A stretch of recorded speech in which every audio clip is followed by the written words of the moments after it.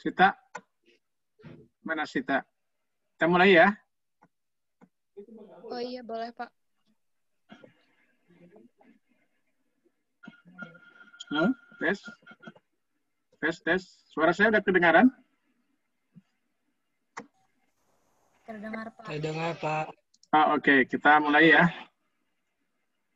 Bismillahirrahmanirrahim. Assalamualaikum warahmatullahi wabarakatuh. Kita lanjutkan materi kuliah kita ya dengan tema disolusi ya. Minggu yang lalu, atau tepatnya kemarin kalau kelas ini ya, sudah bahas tentang kelarutan ya. Jadi kelarutan dan disolusi itu tidak bisa dipisahkan ya. Apalagi kalau dalam rangka untuk menilai ketersediaan hayati, maka menilai dari kelarutan saja itu tidak cukup ya. Kita harus tahu juga sifat disolusinya seperti apa ya. Karakter disolusinya bagaimana. Untuk membedakan kelarutan dan disolusi, mungkin ini Anda suka menyamakan ya, itu berbeda jauh ya. Memang terkait dengan larutan semuanya ya, kelarutan itu terkait dengan larutan, disolusi juga terkait dengan larutan. Apa bedanya antara disolusi dan kelarutan? Ada yang mau coba jelaskan? Kemarin kan materi kelarutan sudah ya, perbedaan dengan disolusi juga sudah.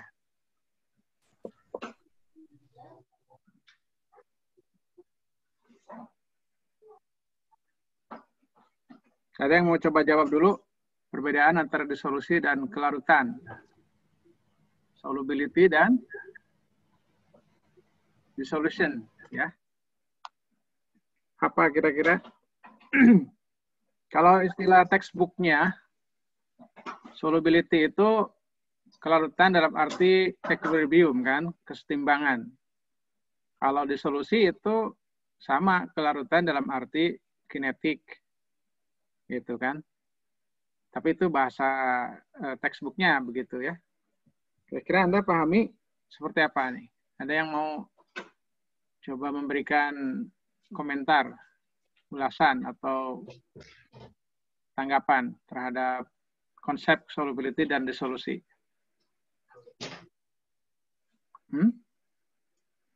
Ada?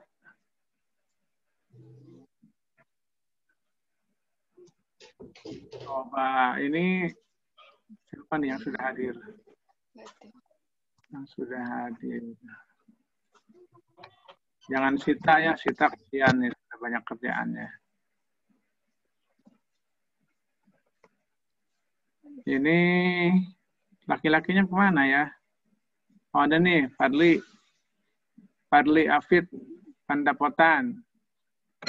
Coba Fadli jelaskan perbedaan kelarutan dan disolusi.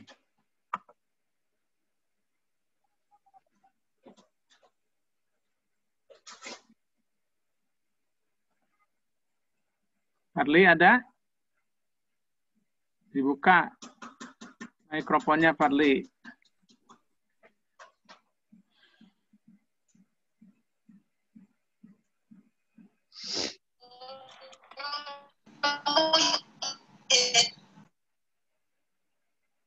Wah, itu suaranya ini ya, kayaknya gangguan jaringannya. Putri Maharani. Mana ini nggak kelihatan wajahnya ini? Coba dinyalakan semuanya. Kan kita lagi kuliah ini. Masa kuliah saya nggak kelihatan wajah? Kita biasa kayak di kelas ya. Online kan Anda tidak menutup muka.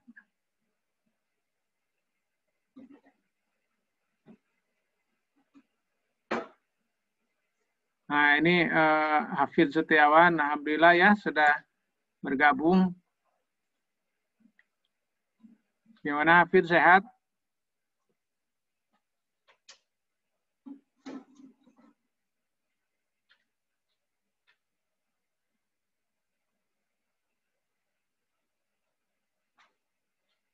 Putri, ada Putri? Ada, Pak. Oh, ada barusan yang raise hand, silakan. Siapa tadi? Nasmi ya? Nasmi silakan.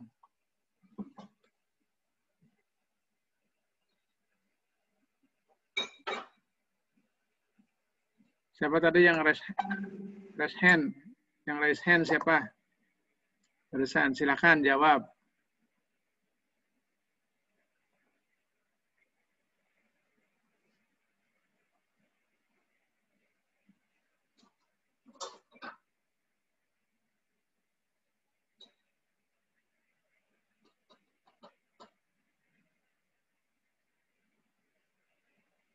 Nggak ada nih. Suaranya pada kemana? Tadi ada yang angkat tangan, boleh silakan. Siapa? Lupa tadi. Cepat ininya.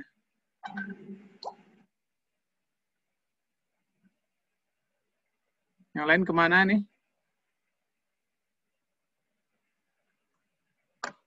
Jangan-jangan hanya 10 orang ini yang ikut kuliah. Yang lainnya cuma akunnya aja ini. Pak, izin menjawab, Pak. Siapa ini? Sri Beta Putri, Pak. NPM 087. Siapa? Sri Beta Putri. Oh ya, silakan. Mana kameranya nggak kelihatan? Oh, ya, silakan. Kalau kelarutan itu proses larutnya suatu solut di dalam solvent hingga tercapai kesetimbangan. Kalau disolusi, laju larutnya suatu zat dalam solventnya dalam satuan waktu. Ya. Kira-kira bisa ditangkap nggak itu pengertian itu? Yang lain bisa paham nggak penjelasan dari Sri Berta Putri? Atau masih bingung bedanya kelarutan dan disolusi?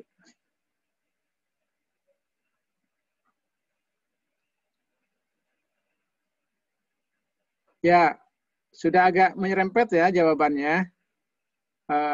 Hanya tadi kelarutan itu bukan proses ya. Kalau kelarutan itu sudah selesai. Jadi kelarutan itu sudah sebuah nilai ya. Sebuah nilai yang dicapai ya setelah proses selesai, sudah setimbang. Jadi terkait dengan kapasitas suatu atau kemampuan suatu solut untuk melarut di dalam suatu solvent ya, sesuai dengan kapasitas si solvent tersebut untuk menerima si solut tersebut ya. Jadi seberapa banyak solut itu bisa bersatu, bercampur atau melarut ke dalam suatu solvent. Jadi nilainya itu udah fix ya, tertentu setelah kesetimbangan tercapai. Meskipun kesetimbangan ini bisa saja nanti ada faktor-faktor yang mengganggu ya, sehingga nilai kelarutan itu memang harus didefinisikan sedemikian rupa sehingga satu nilai. Ya. Misalnya kelarutan parasetamol dalam air, nah itu harus jelas ya, di dalam air pada suhu berapa misalkan, karena antara 25 dengan 37 kan berbeda. Tapi tidak ada nilai yang berbeda ketika diukur di suhu 37. Semua sepakat menyatakan kelarutannya sekian ya. Nah, tetapi kalau disolusi itu terkait dengan laptop. Silakan.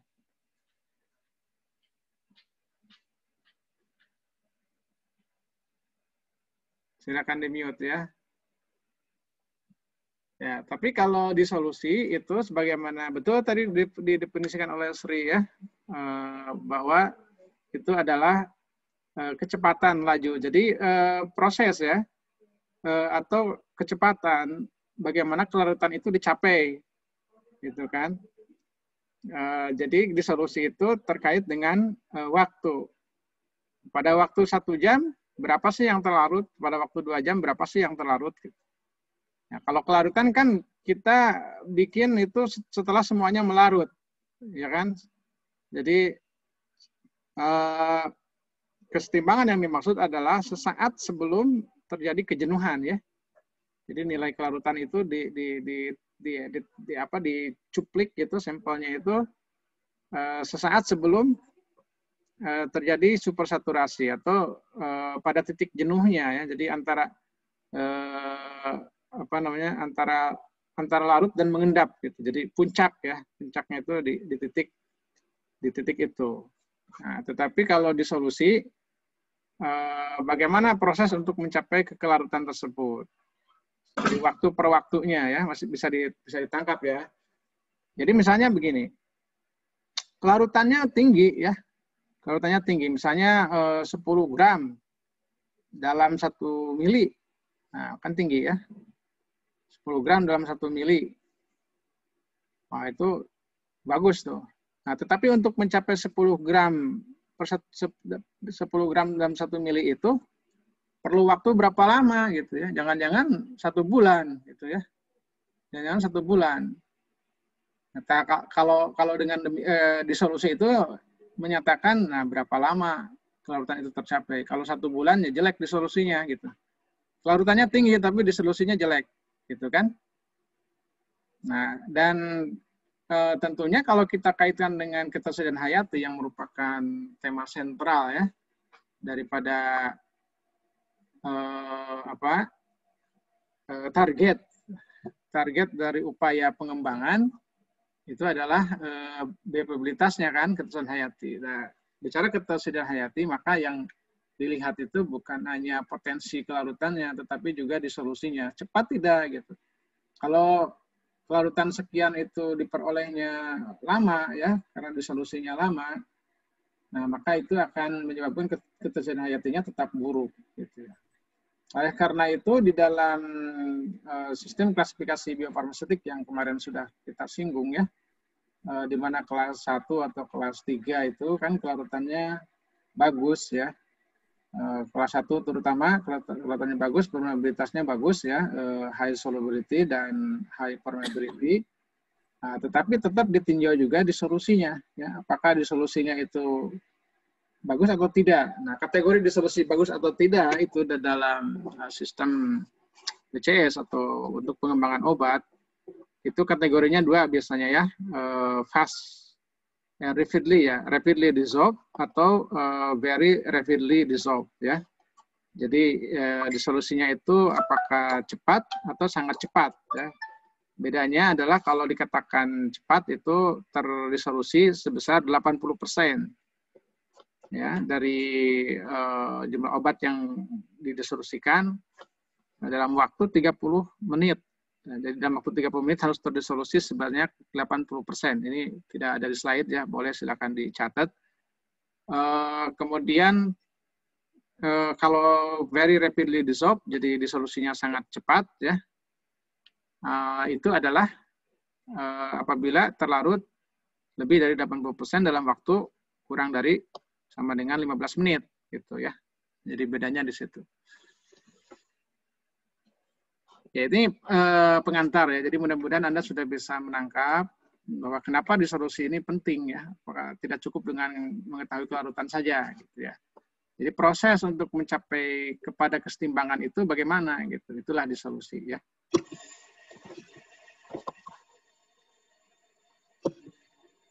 Oh, fokus ini ya. Ya. Nah, sedikit ya kita bicarakan tentang bukan konsep ya. Ini kalau konsep kan nanti ke teori disolusi sudah dibahas di farmasi fisik saya kira ya. Nah, ini karena untuk preformulasi targetnya adalah bagaimana kita bisa menentukan mengkarakterisasi obat ya dari aspek disolusinya. Nah, karena nanti penentuan disolusi, uji disolusi itu terkait dengan model disolusi yang digunakan, maka kita harus paham juga model-model disolusi yang ada ya. Yang terkenal itu adalah model disolusi noise sweetening ya.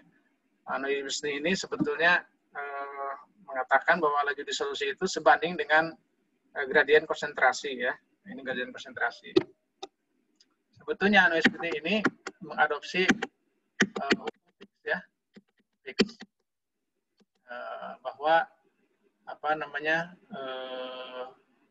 lux itu ya atau materi atau zat yang bisa berpindah dari satu wilayah ke wilayah lain melalui suatu perbatasan, itu tergantung kepada masanya ya. Masanya dibagi dengan penghalangnya ya, tebal penghalangnya dikalikan waktu ya. Gitu. Atau juga bisa ditulis dengan persamaan lain ya. Itu adalah dalam hitungan konsentrasi per dx ya. Ini jarak yang harus ditempuh untuk melewati perbatasan ya, dx. Ini konsentrasi. Kemudian oleh Naismith-Whitney dirumuskan ya, itu menjadi persamaan laju disolusi ya dari hukum Fick tersebut.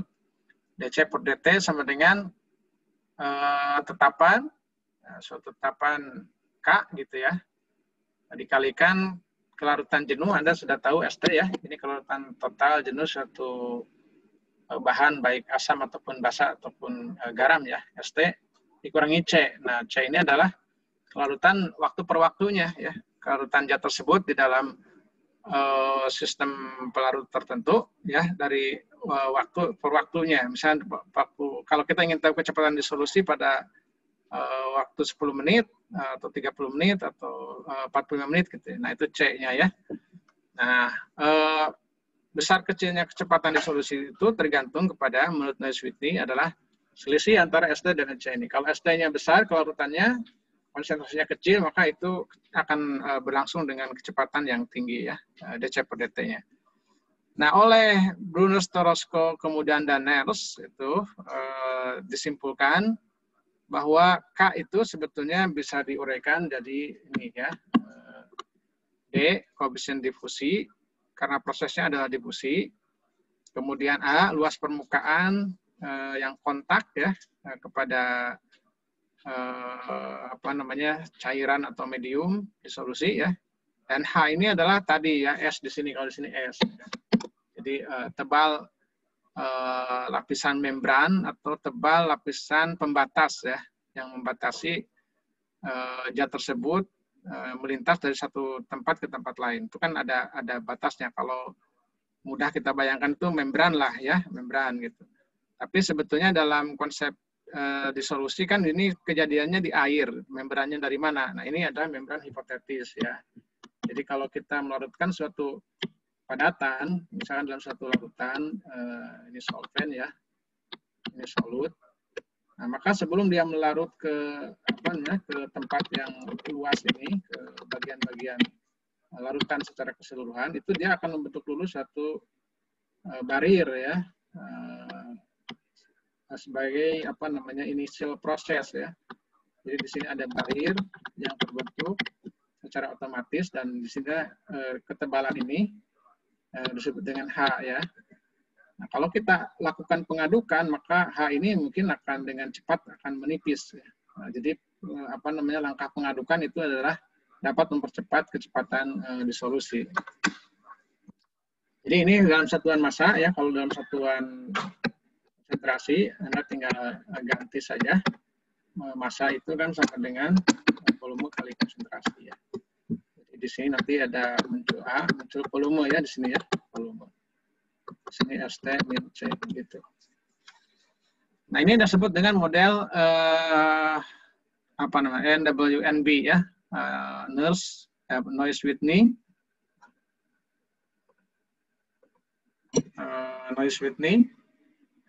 Nernst dan Brunner ya, termasuk Tolosko sebetulnya ya di sini ya, karena penemuannya berbarengan tuh, Brunner, Tolosko, kemudian Brunner dan Nernst ya. Oke, ini adalah perumusan kecepatan disolusi ya. Dari perumusan ini kita bisa tahu apa saja yang menentukan kecepatan disolusi ya. Tadi D, koefisien difusinya. Nanti kalau diuraikan lagi di farmasi fisik, silakan dibaca apa yang mempengaruhi koefisien difusi ya. Itu kan ada perumusan dari Einstein ya. Di antaranya ada pengaruh viskositas ya, pengaruh lingkungan dan lain-lain. Nah, A itu adalah luas permukaan dari solutnya ya, padatan solutnya. Kemudian H adalah ketebalan daripada lapisan stagnan tadi itu ya. Lapisan yang terbentuk di antara perbatasan solut dengan bagian ruah solvennya gitu ya. Nah, model lain ada juga sebetulnya, tapi ini kalau kita bicarakan kan terlalu masuk kepada teori dan konsep-konsepnya yang mungkin ini sudah dibicarakan juga di farmasi fisik ya, atau di mata kuliah yang lebih dalam ya, yang membahas tentang disolusi. Nah, karena kita posisinya adalah di kajian preformulasi, jadi harus agak lebih praktis gitu ya. Model ini sebetulnya menjadi alternatif model yang pertama. Jadi kalau misalnya dengan model pertama ini ada prediksinya tidak masuk, maka berarti harus kita gunakan model lain ya. Model lain itu ada model barrier antar muka ya, hampir mirip dengan yang model yang pertama yang dari Lewis Whitney ya. Tetapi ini perbedaannya bahwa lapisan H itu sebetulnya mengalami penyegaran ya, penyegaran yang cepat gitu. Jadi gradiennya itu akan berbeda dengan yang pertama ya, gradien konsentrasinya itu, dan itu memang akan berpengaruh kepada besarnya kecepatan disolusi ya model ini. Model Dampert ini juga berbeda ya, ini lebih ke mekanisme yang lain, jadi mekanisme solvasi bukan difusi. Nah, jadi kesimpulannya kalau menurut textbook yang kita pegang ini, bahwa model NWNB ini masih menjadi model yang paling umum untuk digunakan ya di dalam pengujian disolusi. Nah, sekarang kita bicarakan saja mengenai pengujian disolusi. Nah, uji disolusi ini sejarahnya ya baru muncul masuk resmi ke dalam Pharmacopoeia, yaitu Pharmacopoeia Amerika ya, USP, di tahun 70 ya. Di situ baru masuk 6 monografi tablet atau kapsul ya, solid padat, yang monografi uji disolusinya itu tertera ya, itu baru tahun 70.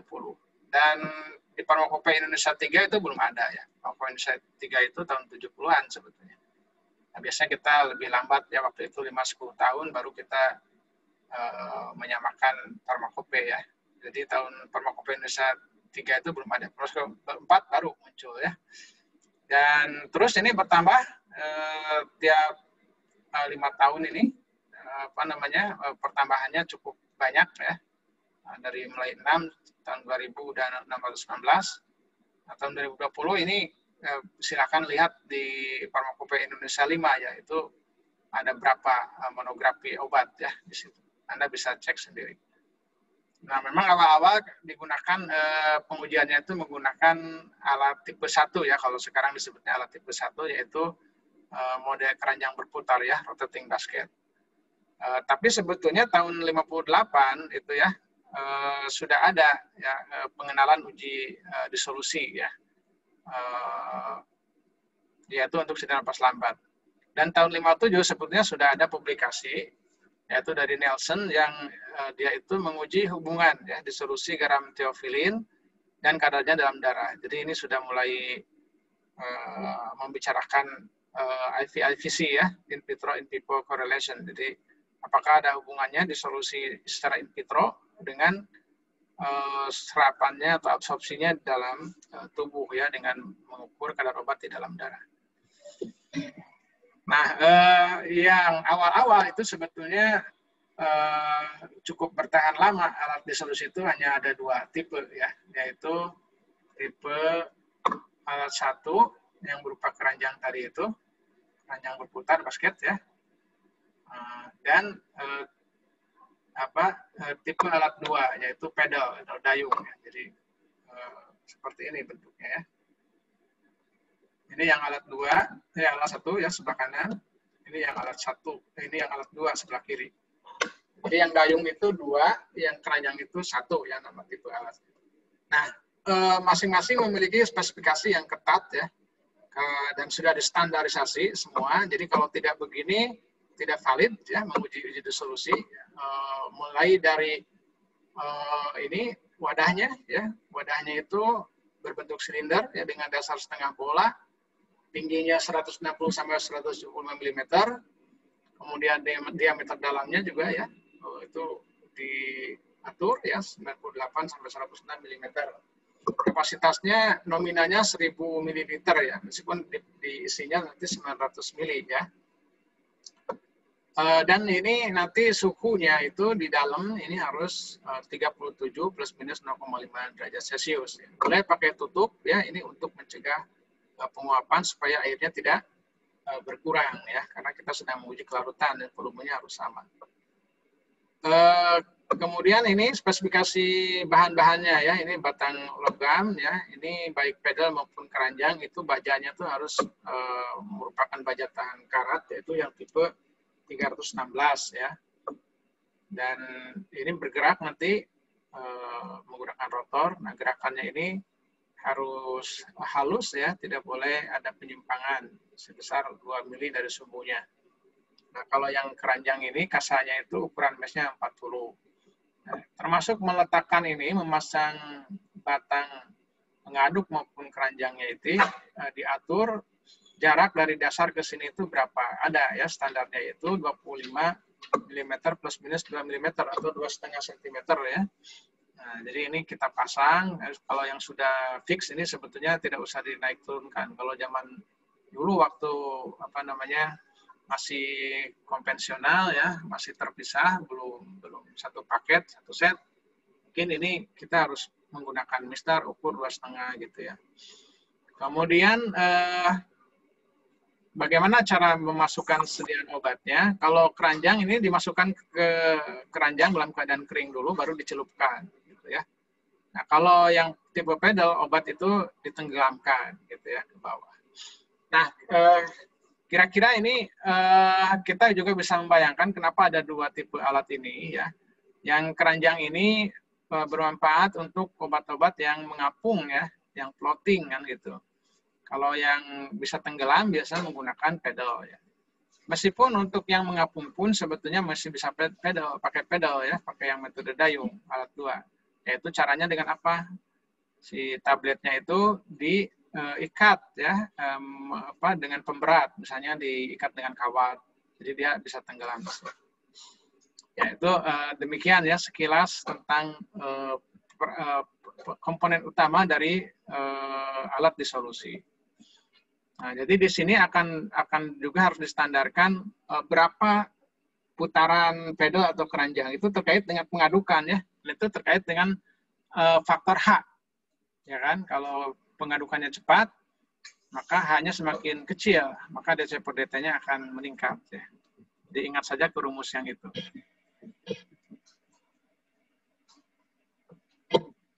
Ya, nah sekarang ini sudah ada 7 tipe alat tambahan ya, yang tipe mungkin dari sejak tahun berapa ya, 2010 ke sini ya, sudah ada perubahan, bukan hanya tipe basket dan pedal saja, ada untuk yang disebut dengan tipe reciprocating cylinder. Ya, ini untuk nanti terutama yang beats ya, dan volumenya juga bukan 900 tapi 200 sampai 250 mili. Atau untuk produk-produk yang control release ya. Ini digunakan reciprocating cylinder, kemudian ada fluid throw cell ini. Jadi ini mengalir terus ya, airnya itu tidak stagnan ya. Mungkin ini udah mulai mendekati kondisi tubuh ya, kan airnya itu kondisinya tidak diam, jadi bergerak seperti ini. Ya, unlimited volume, jadi sistemnya adalah loop terbuka ya. Mungkin nanti bisa dilihat ya di teknologi formulasi solid, nanti kita akan lebih perdalam ya mengenai teknologinya. Kemudian aplikasinya ini untuk microparticle, implant, kemudian suppositories ya, dan lain-lain. Kemudian ada yang tipe pedal over disc ya.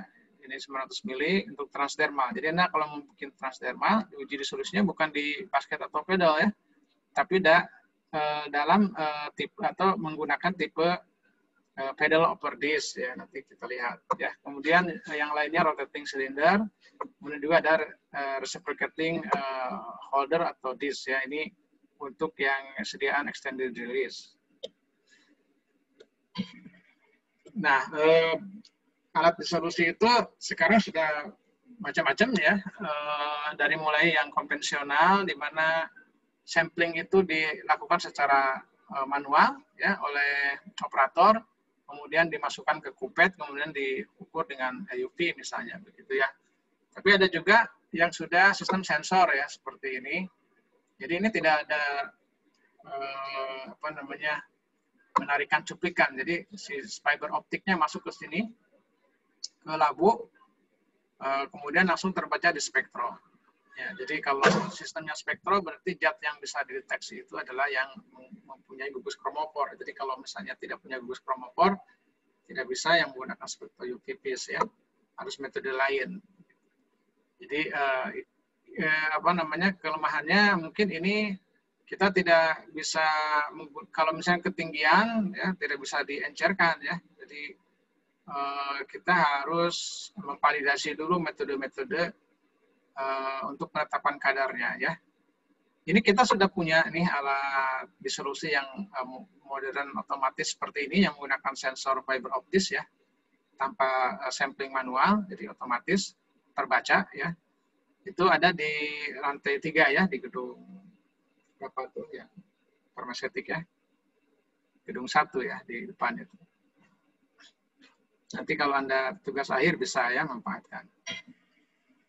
Ya, jadi di sini secara skematis ya kita bisa lihat kerja daripada uji disolusi itu ya. Gerakan-gerakannya memang dibuat untuk tidak turbulen ya, harus laminar gerakannya. Jadi makanya ini rotornya itu harus diatur sedemikian rupa supaya tadi penyimpangannya tidak lebih dari 2 mm dari sumbunya ya. Kemudian ini sediaannya kalau yang pedal ini ditempatkan di dasar labu ya. Biasanya pengkondisian dulu sebelum dimasukin obat itu ya, suhunya misalkan, kemudian volumennya harus tetap, pH-nya kalau mau diatur. Makanya di sini kalau yang lengkap itu ada holder untuk mengukur pH ya. Ada pH kontrolnya, ada temperatur kontrolnya, yang mana yang ini ya. Kemudian ada untuk samplingnya ya di sini. Jadi penempatan sampling itu juga harus tengah-tengah antara pedal dan dinding, dan tidak boleh terlalu ke bawah ya, terlalu mendekati kepada ini, pada solutnya ya. Jadi harus di sini tengah-tengah.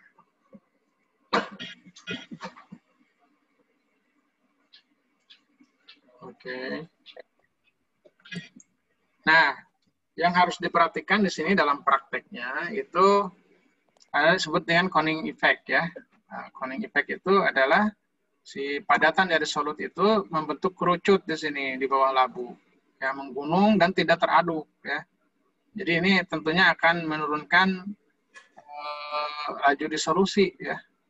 Nah, maka ini disiasati mungkin dengan pengubahan rotasi ya pengaduknya ini, RPM-nya. Kan di farmakope itu diperbolehkan ya, ada yang RPM 50 atau 75 gitu ya.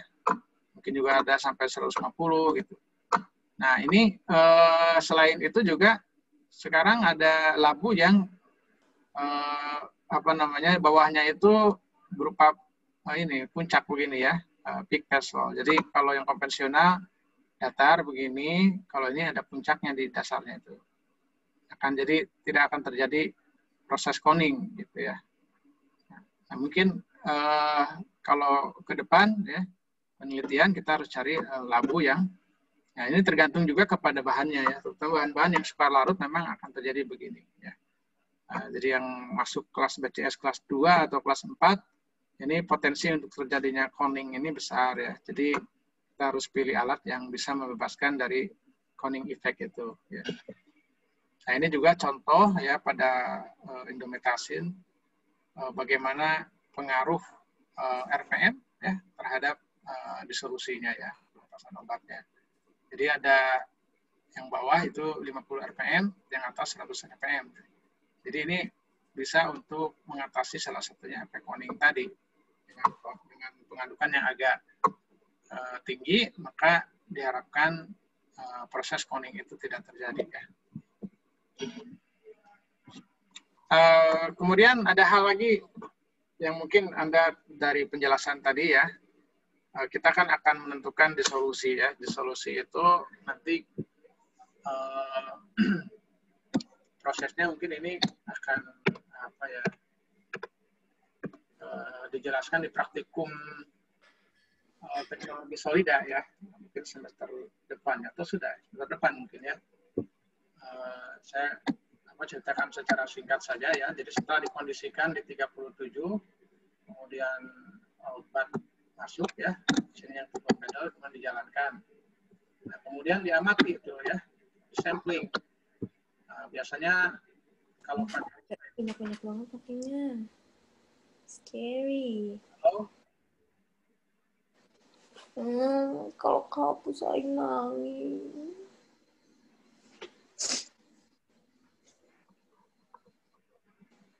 Ya, misalkan volume samplingnya 10 mili ya. Karena biasanya kalau membaca di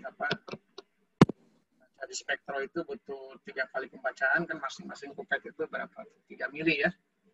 10 mili itu sampling cukup lah. Nah, volume sampling 10 mili. Kemudian ini tetapkan dengan spektro ya, dapat konsentrasi. Nah, konsentrasi ini kita kembalikan kepada miligram yang terlarut. Ya. Nah, kemudian miligram terlarut ini kita bagi dengan jumlah dosisnya ya, dosis yang dimasukkan. Setoran sesuai dengan tertera dalam etiketnya itu. Nah, ini ketemu persen terdisolusi. Jadi biasanya grafiknya di sini persen terdisolusi, ya. Kemudian di sini waktu. Waktu samplingnya misalkan Anda ambil 5 menit, 10 menit, 15 menit, ya, terus sampai misalkan 60 menit, 1 jam. Nah, ini seperti apa? Ya? Nanti grafiknya itu akan, pertama-tama dia akan naik begitu ya. Kemudian nanti lama-lama akan datar ya. Dan tidak ada pertambahan kalau sudah 40% resolusi. Nah, gitu ya. Ya, di sini ada pertanyaan ya untuk dipikirkan. Kira-kira potensi kelemahan apa dalam proses pengambilan alikot yang 10 mili itu? Apa yang akan terjadi di sini?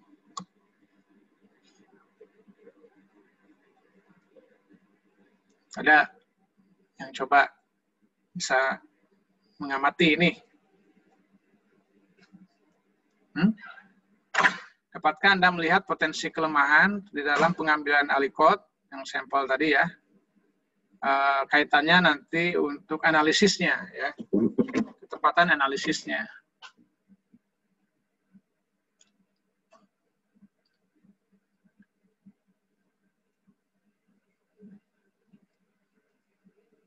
Ada yang coba jawab?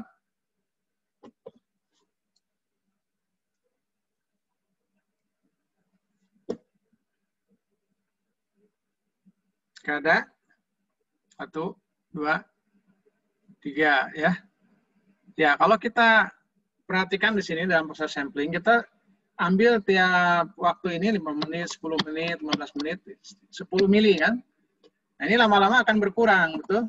Berkurang 10 mili gitu. Nanti mungkin di waktu 60 menit, ini sudah berkurang 25-an gitu, 30 mili ya. Jadi kondisi kelarutannya sudah tidak sesuai kan. Nah, ini maka biasanya di dalam praktek itu ditambahkan ya, ditambahkan cairan atau medium segar ya. Jadi biasanya makanya disediakan kalau yang otomatis itu disediakan di sini medium yang segar ya. Medium disolusi yang segar. Jadi setelah ini ambil 10 mili, tambahkan di sini juga 10 mili. Jadi volumenya tetap. Ya. Kalau tidak ditambahkan 10 mili, maka harus ada faktor koreksi ya. Faktor koreksi yaitu bagaimana menghitung zat yang terlarut sebenarnya ya di dalam volume. Kalau sebelumnya kan di 900 mili di sini. Lama-lama akan berkurang hingga 890, nanti tinggal 880. Nah, itu harus dihitung ya menggunakan faktor koreksi. Nah, nanti silakan karena ini praktikumnya belum, nanti disampaikan rumusnya ya di praktikum. Nanti kalau Anda mau cari-cari silakan, itu ada rumusnya untuk faktor koreksi. Nah, supaya disolusi itu cepat ya, maka proses tadi juga sudah dijelaskan di sini akan terjadi lonjakan kecepatan disolusi, tapi kemudian nanti akan menurun dan melambat ya sampai akhirnya stagnan. Jadi di solusi itu agar maksimum ya kecepatannya, maka harus terjadi pada kondisi sink.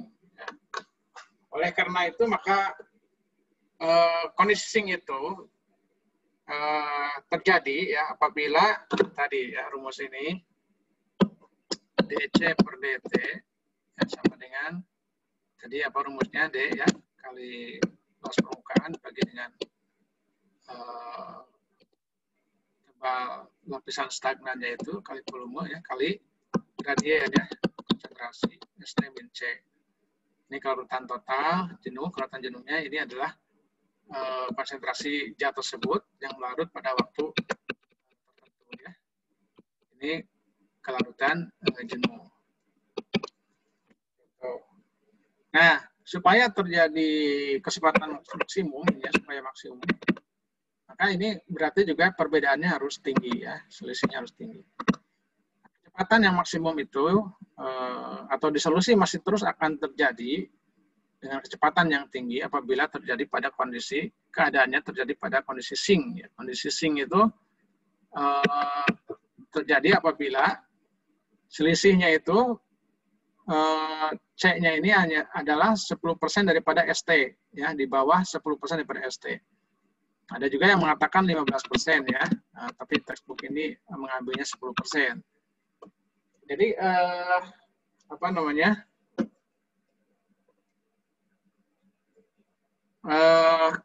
Kondisi sink itu terjadi ya di sini ya apa namanya kalau kita cut di sini C sama dengan 10%. Nah kalau sudah C-nya 40% daripada ST, nah ini sudah mulai menurun. Jadi kecepatan maksimum terjadi pada titik ya di mana C itu sama dengan atau kurang dari 10% ST-nya gitu ya.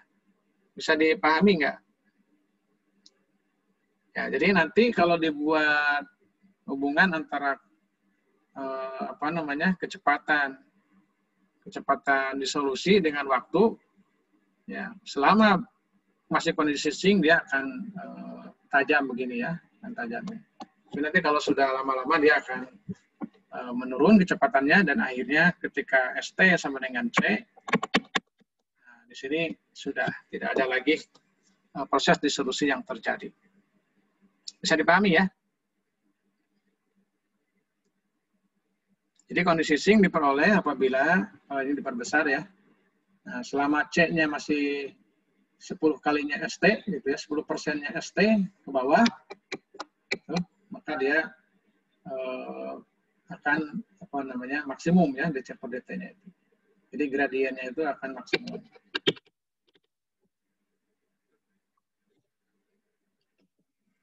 Ya, sampai sini ada pertanyaan? Bapak izin bertanya, Pak. Ya. Yang tadi yang uji disolusi pakai metode Dayung itu kan udah dilakuin waktu semester 1 ya, Pak. Cuma ada kesalahan, jadi zatnya itu juga ikut ke bawah pas lagi ngambil sampel pakai sirengannya. Jadi kata Asepnya itu seharusnya pakai filter. Tapi bentuk filternya kayak gimana ya, Pak? Terus bentuk kalau apanya? untuk ngambil sampelnya yang 10 mili itu kan pakai, tapi zatnya kan ke bawah ya, Pak. Ada yang nggak terlarutnya itu ke bawah, jadi kan mempengaruhi perhitungan. Ya. Cara filternya itu di mana ya, Pak? Terus kalau misalnya yang alat yang lebih modern itu data yang ditunjukinnya itu langsung persen disolusinya atau datanya itu harus kita olah lagi buat dapetin persen disolusi? Oh ya, makasih ya. Pertanyaannya bagus ya. Jadi semester 1 sudah ada praktikum ya. Mungkin di mana? Di farmasi fisik? Di kimia fisik, Pak. Kimia fisik sudah uji disolusi? Oh. Iya. Gitu ya. Oke. Sebetulnya harusnya uji difusi dulu ya kalau di farmasi fisik, di kimia fisik gitu. Nggak tahu saya kurikulumnya sekarang banyak berubah. Karena kalau disolusi itu nanti akan Anda lihat tujuan daripada uji disolusi ya. Itu kan sudah ke produk ya, sudah ke produk tablet gitu. Tapi kalau yang Anda uji misalnya sebuah serbuk bahan murni ya, belum jadi produk tablet atau kapsul, maka boleh diuji disolusi, tapi itu namanya disolusi intrinsik ya, IDR, intrinsic dissolution rate ya. Jadi untuk melihat potensi apakah bahan tersebut akan menghambat absorpsi atau tidak gitu ya, yang disebabkan oleh parameter disolusinya. Nah, oke, sekarang secara teknis ini kan begitu awal-awal, memang di sini akan bertebaran banyak serbuk karena belum jenuh ya, jadi belum larut semua. Bisa jadi memang ketika sampling itu, Anda sampling pakai apa kemarin? Siring misalnya gitu ya, siring 10 mili. Nah, harusnya siringnya yang model ada ini, ada tempat holdernya di sini ya, untuk menempatkan saringan di sini. Jadi biasanya pakai 0,45 mikrometer ya. Atau kalau ini terlalu susah narik, ya bisa juga dengan setidaknya ada saringan kertas Wattmann ya, kertas Wattmann. Tapi yang paling bagus sebenarnya 0,45 ini, cuma belum tentu bisa narik ya. Nah, di sini ditempatkan yang saringannya, filternya itu. Nah, jadi begitu, bukan di sini, salah. Di sini ya. Di sini ada bulatan gitu. Nah, jadi nanti ke sininya itu yang masuk ke sininya itu udah bersih ya, sudah jernih. Jadi ini memang betul, jangan sampai endapan-endapannya itu terbawa ya. Itu akan mempengaruhi hasil. Jadi memang harus ada alat ya yang di sini bisa menyaring. Ya. Jadi bentuknya sebetulnya kayak siring gitu, siring ya. Nah di sininya ada bulatannya. Nah gitu. Jadi yang tertarik itu nanti di sini sudah jernih. Baru ini kemudian bisa dicopot ini ya, dicopot, dilepas, kemudian dipindahkan ke kupet gitu ya, ke kupet. Itu kalau secara manual. Nah, kalau yang modern dia sudah otomatis mendeteksi ke sini ya, di sensor itu. Ada fiber optik ya. Yang ini kemudian tersambung langsung ke spektro UV ya. Spektro UV. Nah, apakah ini nanti hasilnya konsentrasi atau persen terdisolusi? Dua-duanya bisa ya. Kalau sudah komputerisasi itu kita bisa menjalankannya menggunakan software yang nanti sudah keluarnya dalam persen terdisolusi bisa, atau data konsentrasinya juga bisa. Tapi kalau ingin persen terdisolusi ini harus kita input dulu. Jadi dosis yang dimasukkannya berapa miligram kan? Kalau ingin ketemu persen kita harus memasukkan input data berapa jumlah tablet tersebut ya, kandungan zat aktif dalam tablet tersebut, misalkan 500 miligram. Nah, yang terlarut tiap 5 menit itu berapa miligram, nanti otomatis akan ketemu persennya. Nah, atau kita hitung manual ya, jadi tergantung. Kalau sudah nyambung ke komputer, jadi ada 3 ya, alat disolusi, kemudian ke spektro, kemudian nyambung ke komputer juga. Nah, maka di komputer itu bisa kita tanamkan suatu software yang bisa langsung mengolah data tersebut, langsung keluar misalkan persen terdisolusinya. Saya kira gitu jawabannya. Untuk siapa tadi lupa yang bertanya. Ya, makasih Pak. Cukup jelas. Ya. Nah, disolusi itu macam-macam ya, dilihat dari tujuannya. Setidaknya ada 2 ya, ada 2. Pertama untuk ini maksudnya disolusi in vitro ya, yang menggunakan alat disolusi tadi. Itu aslinya adalah untuk mengukur variabilitas batch ke batch dari suatu produksi skala industri ya, skala komersial. Jadi lebih ke untuk QC ya. Jadi yang pertama itu untuk QC. QC suatu bentuk sediaan solid oral padatan ya, tablet atau kapsul atau serbuk ya. Tujuannya itu untuk melihat apakah dari batch ke batch itu ada perubahan nggak gitu ya. Kalau ada perubahan itu menjadi suatu beberapa warning ya. Oh, bahwa ada sesuatu yang tidak beres nih dalam batch ini.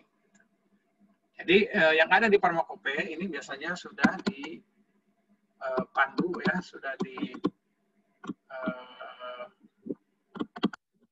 sudah dicantumkan di dalam tiap farmakope. Ini diatur secara detail ya. Jadi ada standar ini officially QC ya, QC testing. Jadi sudah tercantum di dalam farmakope prosedurnya, alatnya apa yang dipakai untuk melihat apakah dari batch ke batch itu ada variasi yang signifikan atau tidak ya. Nah, yang kedua itu untuk tujuan pengembangan obat ya. Jadi nanti dikaitkan dengan kinerja in vivo-nya.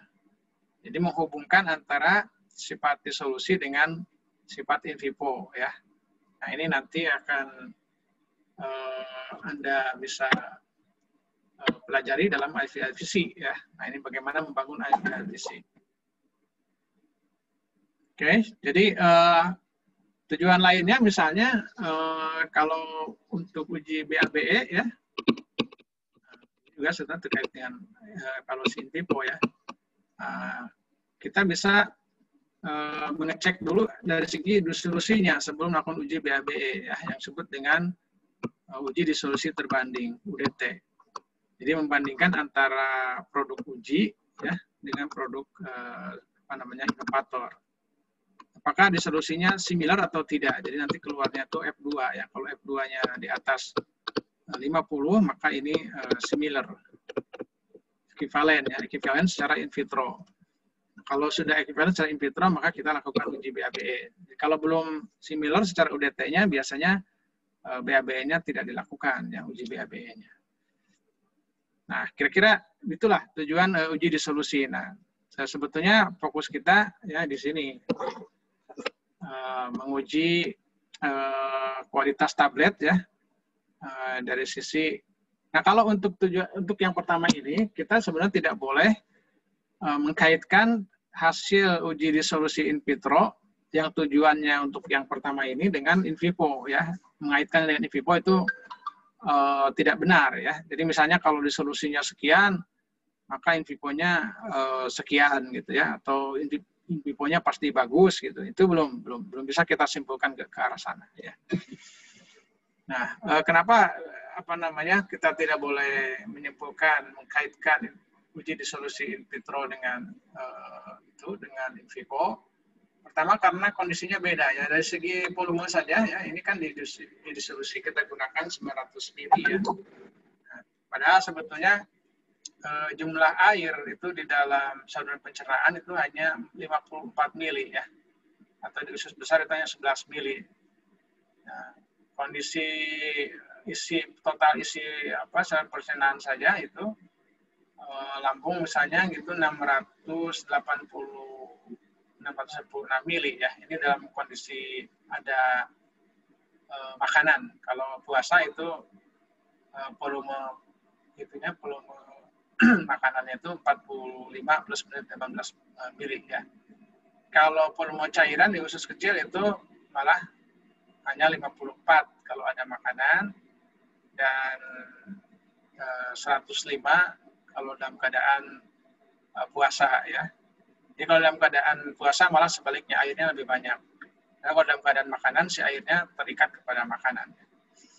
Jadi beda jauh kan dengan kondisi disolusi yang kita praktekkan ya. Kemudian airnya juga tadi kan kalau di uji disolusi kan stagnan aja begitu ya. Kalau di dalam tubuh kan sebetulnya dia bergerak. Volumenya juga bisa berubah-ubah. Nah, yang kedua ya, ada pertimbangan atau ada aspek kondisi kandungan saluran pencernaan.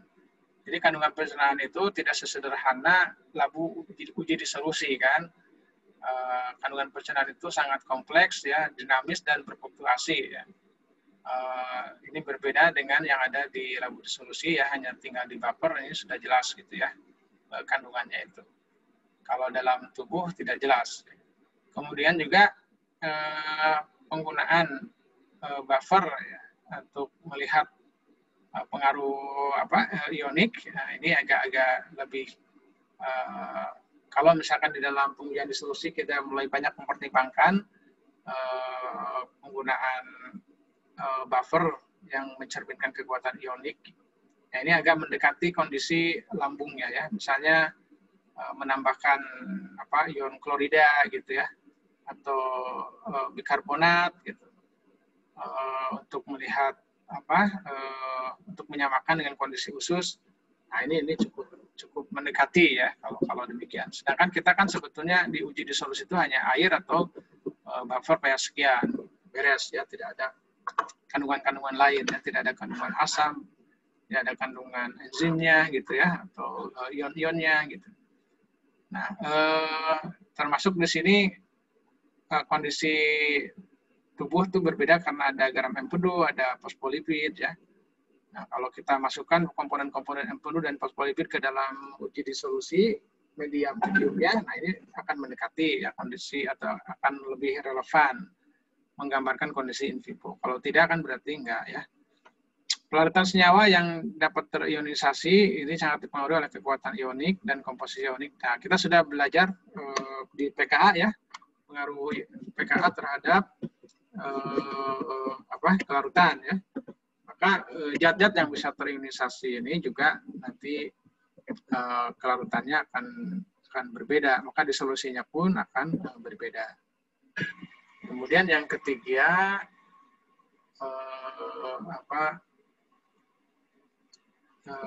terkait dengan bahwa kalau pada uji disolusi kan konsentrasi zat itu pada akhirnya akan maksimum ya, akan maksimum. Jadi lama-lama tadi kan stagnan begini ya. Nah, di sini sudah maksimum. Tapi kalau di dalam tubuh sebetulnya zat yang sudah masuk itu akan diabsorpsi ya, diabsorpsi atau dimetabolisme. Jadi kondisi sink-nya itu akan terus terjadi. Jadi ini sebetulnya dalam tubuh itu akan begini terus ya.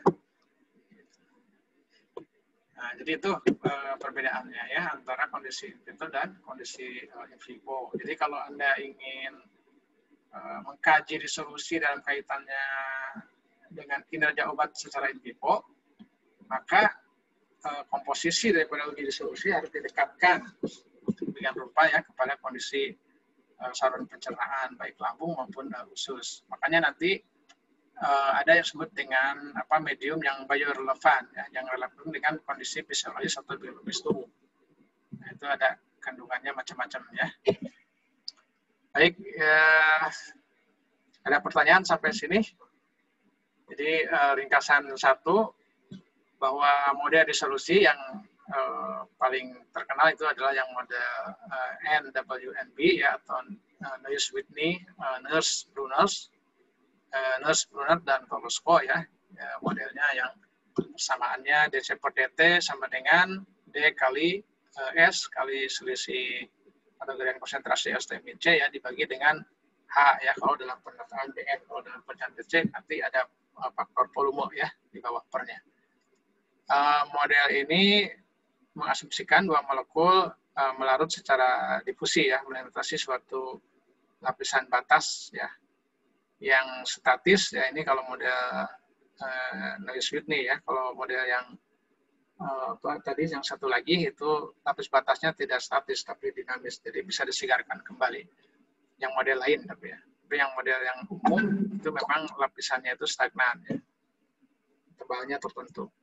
Kemudian larutan akan terjenuhkan ya di sekitar padatan yang terlarut. Jadi ini berkembang akhirnya nanti mengalir ke larutan ruah ya nanti. Larutan disolusi yang laju disolusi ini bisa ditetapkan dengan menggunakan uji disolusi. Nah, tes-tes standarnya semuanya tercantum dalam farmakope ya. Ini baik tipe tipe alat. Di sini tipe alatnya semuanya sudah apakah alat 1, 2 dan seterusnya ya. Kemudian jenis medium ya. Medianya apa, pH berapa ya, kemudian RPM-nya berapa. Ya, termasuk di sini nanti penetapan konsentrasinya ya, metode penetapan konsentrasinya menggunakan apa. Kalau untuk QC biasanya di industri ya, di APC itu Jadi di farmakope itu menggunakan HPLC. Uji disolusi dioperasikan dalam kondisi sink ya, kondisi hilang, kondisi sink. Artinya tadi selisihnya itu besar ya. Jadi untuk mendapatkan selisih gradien yang besar itu maksimum konsentrasi itu adalah di bawah 10%-nya ST ya.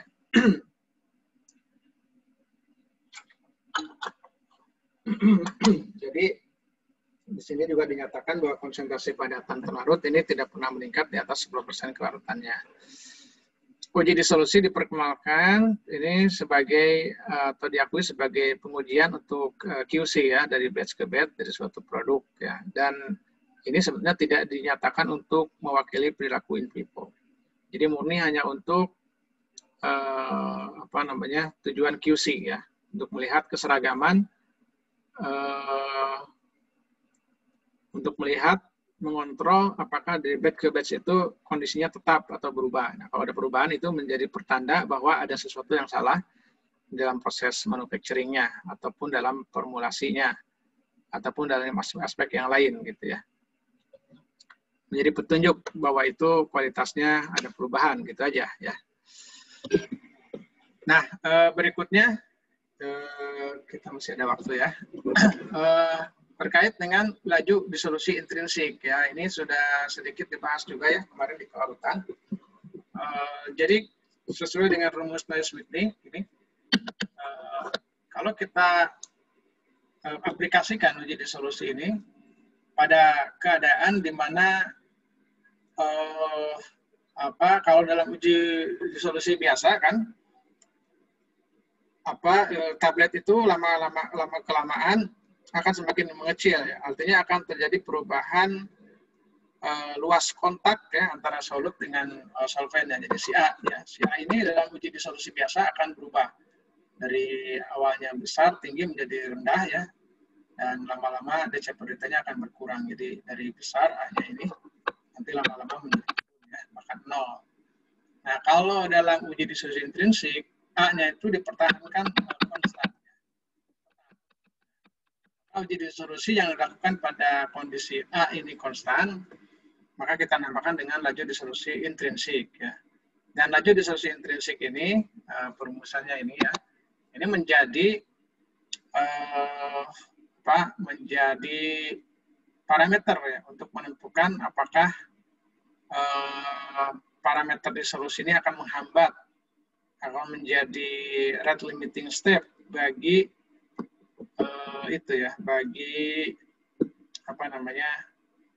bagi absorpsinya ya. Kemarin sudah kita bahas ya, kalau di kelarutan coba dilihat lagi ya materi kemarin, itu ADR-nya itu dibagi menjadi 10 ya, 10 bawah 1 ya, miligram per sentimeter persegi per menit ya. Kalau yang ini yang di atas 10 ini berarti tinggi, bagus ya. 1 sampai 10 ini harus dapat informasi lagi untuk menyatakan apakah baik atau buruk. Kalau yang dari bawah 1 ini buruk ya. Jadi itu IDR itu, disolusi intrinsik itu ditentukan bukan pada produk ya, tapi pada bahan murni. Nah, diupayakan agar luas permukaannya itu konstan ya. Jadi hanya misalnya ini si serbuk itu dibuat kompak dulu ya. Nah, maka misalnya dipadatkan dengan dye ya. Nah, jadi sudah hasil dari pengempaan. Nah, ini baru kemudian dimasukkan ke labu ya. Ke labu. Nah, jadi yang bersentuhan dengan medium itu hanya permukaan atas saja, satu permukaan. Bisa seperti ini, atau secara tradisional bisa juga semua permukaannya itu diolesi dengan bahan-bahan yang tidak tembus air ya, seperti misalnya lapisan lilin gitu ya. Lilin ya, ini bisa ya untuk menahan supaya permukaan lain tidak terembesi oleh medium ya. Kemudian metodenya bisa berupa cakram berputar atau cakram stasioner ya. untuk mengukur IDR. Jadi nanti kalau menyatakan IDR itu menggunakan yang mana nih? Yang metode stasioner atau yang berputar, rotary ya, rotating, atau yang stationary atau fixed. Ini yang fixed. Ini yang rotating disk ya, ini yang fixed. Jadi yang fixed atau yang disk itu nanti dari sini ya dilihatnya. Nah, jadi bisa nah kalau ini adalah yang rotating disk system. Jadi ininya berputar ya.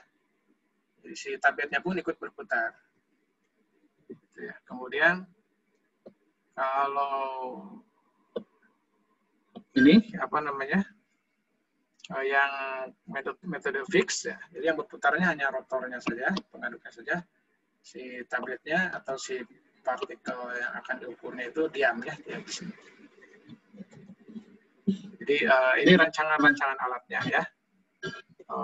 Dulu sih sudah dikembangkan oleh Wood ya tahun 65. Nah, jadi ini bagian mukanya sini saja yang menyentuh ke air ya. Nah, jadi begini nih. Ini sebetulnya satu set alat ini saya pernah cek ini harganya itu sekitar 100 juta ya. Set ini saja itu buatan Amerika. Makanya kita melakukan modifikasi kalau untuk IDR. Nah, yang IDR ini silahkan itu bisa jadi praktikumnya farmasi fisik ya. Karena kalau di formulasi itu praktikumnya terkait dengan produk ya. Jadi diskusi produk yang sudah jadi tablet atau kapsul. Ya, sekali lagi ada dua tipe, yang rotating disk system dan yang fixed disk method ya. Bedanya di situ. Jadi kalau ininya bergerak kita namakan rotating, kalau diem ininya diem. Si bubuk tabletnya itu yang sudah kampanye diam tidak ikut berputar, maka kita namakan fixed disk method ya. Nah, nanti menyatakan nilai intrinsic dissolution rate-nya sekian itu harus disertakan pakai metode yang mana ya. Nah, ini tadi sudah ya. Jadi bukan 10 ya, 1 ya. 1 mg per menit per cm persegi, ini dikoreksi ini sesuai dengan Kaplan. Bahwa uji dissolusi intrinsik itu dilakukan pada volume 500 ml, kisaran pH 1-7, pengadukan 50 rpm ya. Dan konsentrasi dissolusi intrinsiknya ini adalah nilainya kalau 1 mg per menit per cm persegi, maka ini bagus ya, tidak akan mengakibatkan masalah absorpsi yang dibatasi oleh kecepatan dissolusi. Tapi kalau di bawah 0,1 mg per menit per cm persegi, maka ini akan mengakibatkan masalah absorpsi yang dibatasi oleh kecepatan dissolusi. Nah, antara 0,1 sampai 1, ini memerlukan informasi yang lebih banyak lagi, harus digali terus aspek-aspek lainnya, sehingga nanti gambarannya apakah dia akan menjadi hambatan atau tidak, ini tergantung daripada informasi-informasi lain. Ini gambaran ya, nilai dissolusi intrinsik beberapa obat. Nah, ini harus dicek menggunakan rotating disk atau fixed disk ya. Nah, tapi di sini memang kalau kategori Kaplan yang di bawah 1 dari mulai labetalol sampai ke bawah itu memang rendah, dan nanti BCS-nya masuk ke kelas rendah ya. Kelas rendah dari aspek dissolusi itu adalah kelas 2 dan kelas 4. Kalau kelas tinggi itu dari aspek dissolusinya kelas 1 dan kelas 3. Jadi ini 1 dan 3 ya. Ini 2 dan 4. Nah, kemudian dilihat dari hubungan antara kelarutan dengan ionisasi ya, pKa, maka karena kelarutan itu dipengaruhi oleh pH, maka IDR pun akan dipengaruhi oleh pH. Misalnya IDR pengaruhnya bagaimana, ini dirumuskan oleh karena IDR itu tadi, IDR itu adalah K ya, kali kelarutan ya, kelarutan jenuhnya. Nah, kelarutan jenuh itu untuk obat yang bisa terionisasi dipengaruhi oleh pH-nya, rumusnya ini. Ini ST ya. Asam ST-nya 1 ditambah S0 kali 1 ditambah antilog pH dulu di depan dikurangi pKa. Kalau basa pKa di depan ya, kurangi pH. Oke. Nah, ini menggambarkan bahwa pengaruh daripada pH itu akan berpengaruh juga kepada laju disolusi ya. Jadi di sini jelas sekali ini untuk suatu zat yang bersifat asam, maka kenaikan pH ini akan meningkatkan laju disolusi ya. Jadi semakin tinggi pH, semakin basah, laju disolusi akan meningkat. Kemudian pengaruh efek ion ya, efek ion ini terutama dari garam hidroklorida tidak boleh diabaikan ya, karena garam hidroklorida ini terkait juga dengan kondisi saluran pencernaan di lambung itu. Kita zat-zat itu kenyataannya akan bertemu dengan ion-ion hidroklorida ya. Maka di sini bisa kita rumuskan ya, bagaimana kesetimbangan disolusi dari suatu garam hidroklorida. Perumusannya ini BH plus Cl- ya, kesetimbangan dengan BH plus dalam keadaan larut dan Cl- dalam keadaan larut, sehingga konstan kesetimbangannya adalah BH plus kali Cl- dibagi BH plus Cl- ya. Nah, maka K inilah yang kita sebut sebagai hasil kali kelarutan ya. Ketika konsentrasi garamnya itu dianggap konstan, maka hasil kali kelarutan itu KSP ya, BH plus kali Cl- atau yang lebih umum rumusnya adalah KSP sama dengan A plus pangkat valensinya berapa X dikalikan B min kali pangkat valensi Y ya. Ketika hasil kali konsentrasi ion ini melebihi KSP, maka garam padat ini akan mengendap ya. Jadi itulah fungsinya kita meramalkan kondisi apakah akan tetap dalam keadaan larut atau mengendap ya, dilihat dari nilai hasil kali kelarutan konsentrasi ion-ionnya ya. Kalau melebihi nilai KSP literatur, maka garam tersebut akan mengendap ya. Kemudian hasil kali kelarutan ini dapat ditulis untuk semua garam dalam sistem tertentu. Jika suatu sistem mengandung 2 garam, ya, salah satu ionnya sama ya di antara garam-garam tersebut, maka disosiasi kedua garam tersebut akan berkurang karena konsentrasi spesifik ionik bersama ini akan meningkat pada kedua bersamaan hasil kali kelarutannya.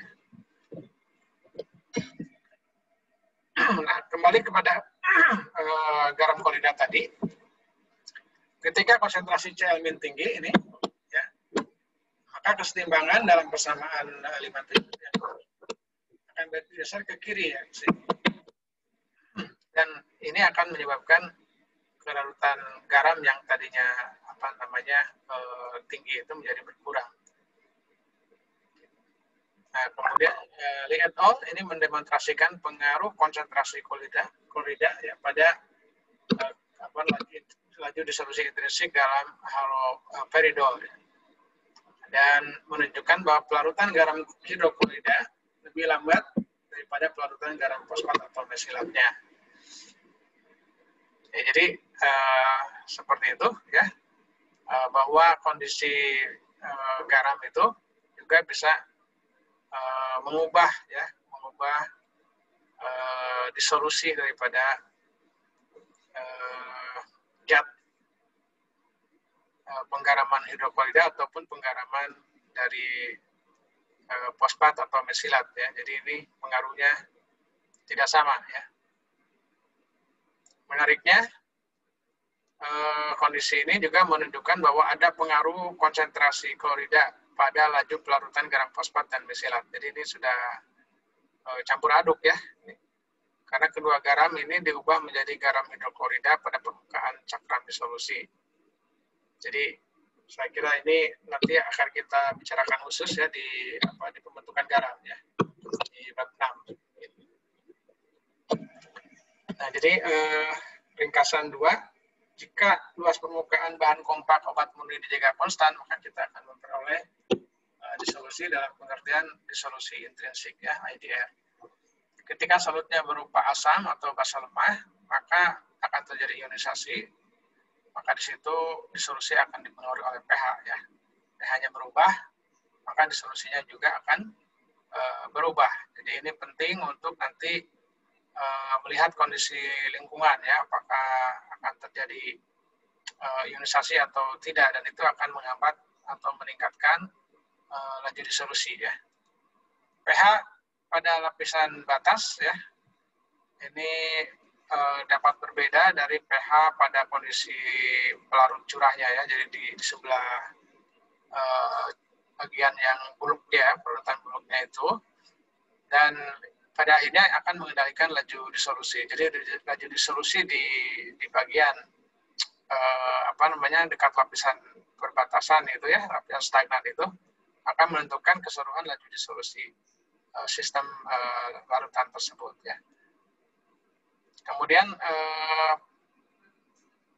harus juga diperhatikan untuk memastikan bagaimana kekuatan ion dari suatu media disolusi itu dapat mempengaruhi laju disolusi. Jadi selain pH ya, efek ion juga di sini harus dipertimbangkan ya, karena terkait dengan tadi masalah penggarangan.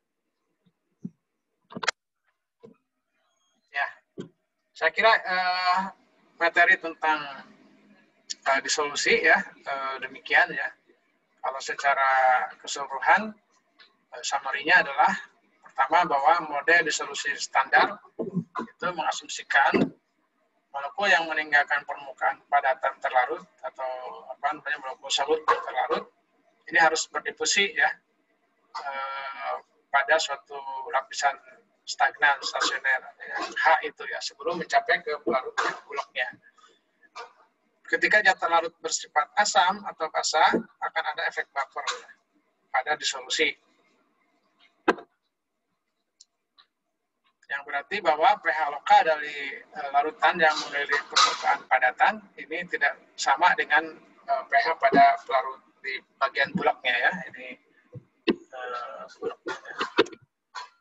Efek ion umum ini terutama ion klorida tidak boleh diabaikan selama disolusi dalam kondisi fisiologis. Kemudian hal yang harus diperhatikan juga bahwa menafsirkan data uji disolusi sebagai sesuatu yang langsung berhadapan dengan perilaku info ini sangat tidak dianjurkan ya, karena kecuali kondisi fisiologisnya sudah disamakan. Ya, saya kira demikian ya. Kalau ada pertanyaan silakan.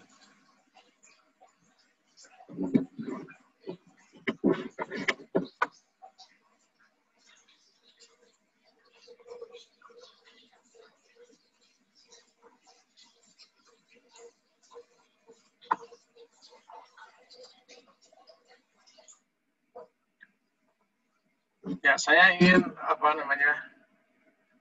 melihat Google Classroom-nya ya.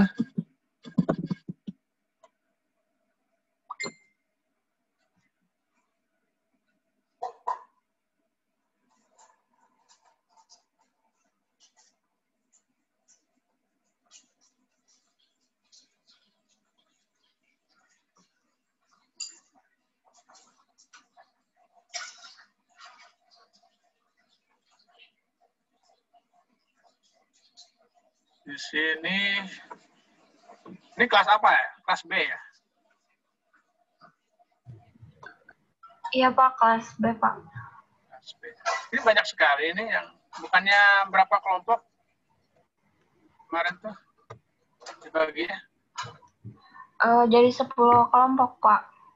10 kelompok. Kenapa ini ada sampai 65 yang upload ya?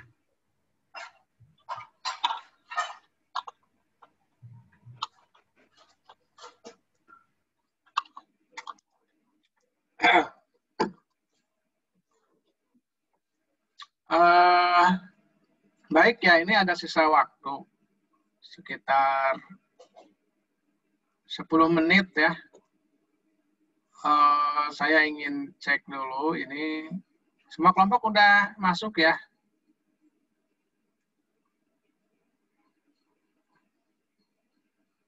Kelompok 1 lah, boleh silakan kelompok 1 menjelaskan temuannya ya dari tugas tersebut. Ada waktu 15 menit ya. Silakan kelompok 1.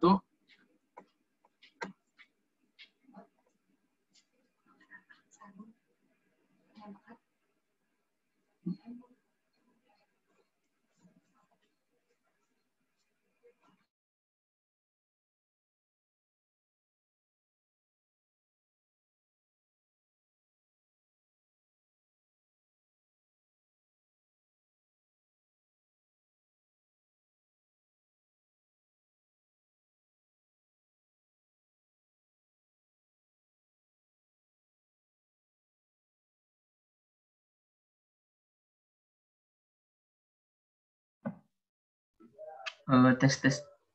Suara saya kedengeran nggak? Ya. Siapa ini? Ini Fadil Pak. Dari ini buat kelompok 1, jadi sistemnya kayak ngepresentasiin apa gimana Pak? Ya, boleh. Terus Oke. presentasikan aja ya.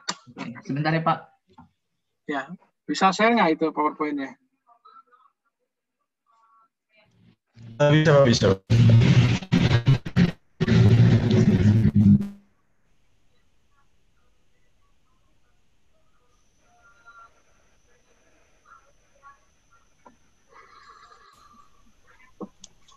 Nggak bisa share screen kayaknya, Pak. Oh, siapa namanya di saya ini kan? Dani Jeremy Diwes, Pak. Oke, ini.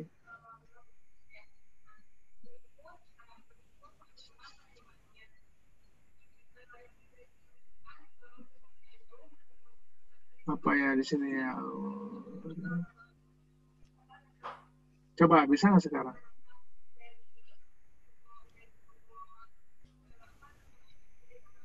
Masih disable, Pak. Oh, ya. Ini saya jadikan host aja ya. Nanti dikembalikan lagi ke saya, bisa ya? Oh, bisa, Pak. Ya, oke. Silakan. Yang jadi hostnya Dimas, Pak.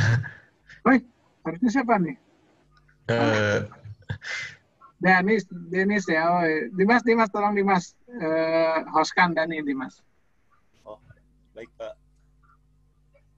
Salah klik tadi. Benar Pak.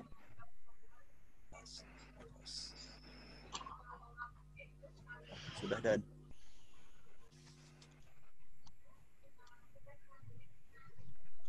Oke.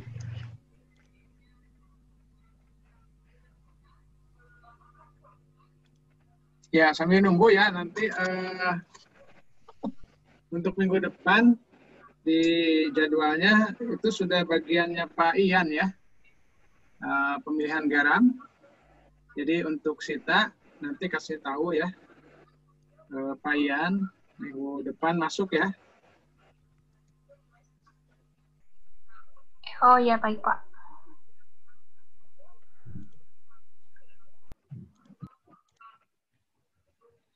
Sudah kelihatan, teman-teman? Iya, udah ada. Oke. Sok, mangga. Bismillahirrahmanirrahim. Assalamualaikum warahmatullahi wabarakatuh. Waalaikumsalam. Kami dari kelompok 1 akan mencoba mempresentasikan tentang asetilsalisylik asid. Di sini kita beranggotakan ada Hafiz Setiawan, Hafiz dengan NPM 55, lalu ada Stephen Immanuel dengan NPM 65, lalu ada Aulia Finasari dengan NPM 66, ada Safira Aulia dengan NPM 67, ada Dimas NPM 68, dan Jeremy NPM 69, dan saya NPM 70. Oke, boleh. Lanjut teman-teman. Mangga, silakan.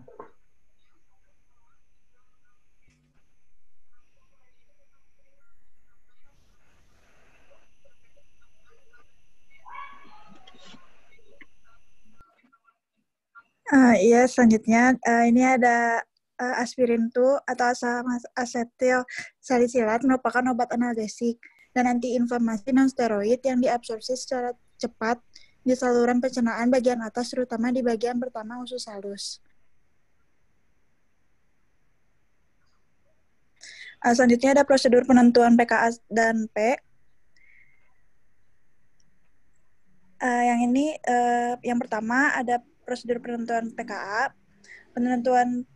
Menentukan nilai PKA dapat dilakukan dengan berbagai cara, diantaranya metode titrasi asam basa, metode potensiometri, dan metode spektrofotometri. PKA sendiri merupakan salah satu parameter elektronik yang merupakan harga negatif logaritma tetapan ionisasi asam atau Ka. Tetapan tersebut menunjukkan proporsi bentuk senyawa yang berbeda pada tiap pH tertentu. Faktor-faktor seperti pH, pKa, derajat ionisasi, dan sifat kelarutan obat dalam lemak atau air dapat mempengaruhi penembusan obat melalui membran biologis. Hubungan antara pKa, pH, dan bentuk molekuler obat dirumuskan dalam persamaan Henderson-Hasselbalch sebagai berikut. Lanjut aja.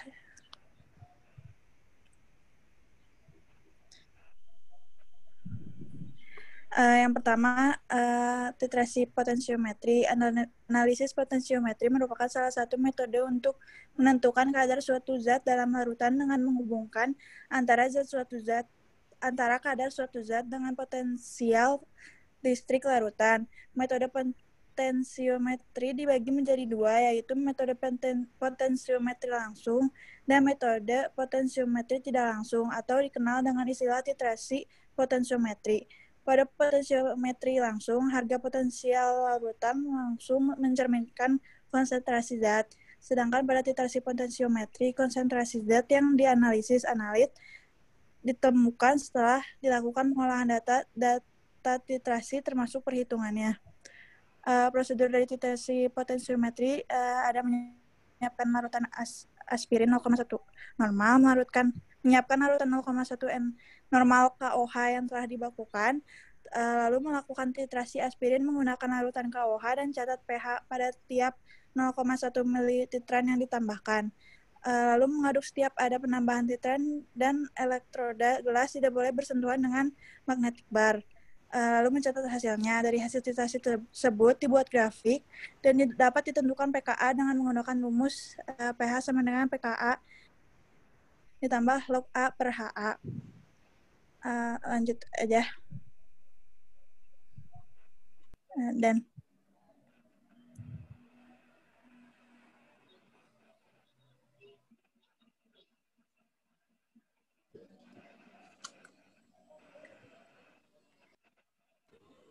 Dani. Kayaknya nge-lag.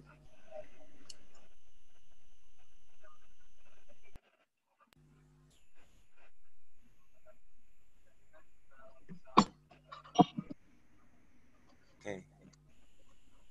Yang kedua dan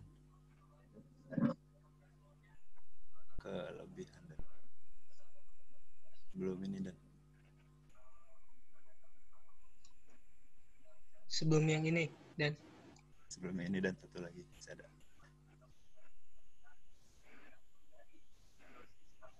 Oke, selanjutnya yang kedua itu ada metode spektrofotometri.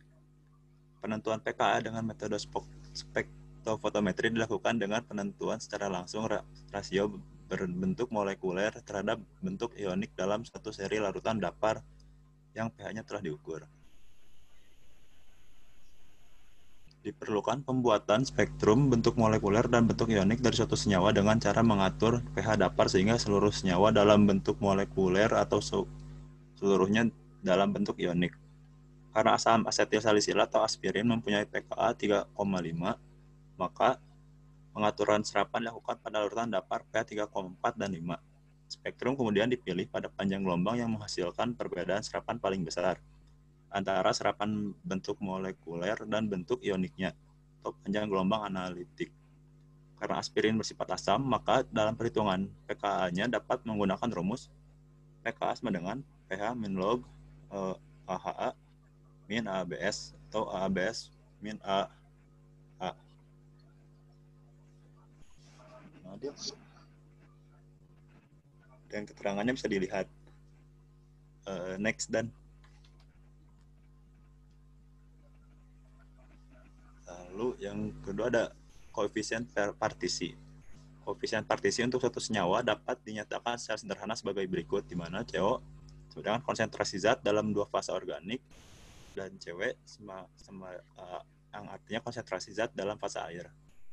Asam asetil salisilat ini memiliki nilai pK 3,5 pada suhu 250 derajat Celcius dan koefisien partisi atau log P oktanol berdapar pH 7,4 sebesar min 1,1. Suhu berapa? 250? 25 kali ya? Ya Pak, salah itu. Ya, harusnya 25 Pak. Ya, oke, terus.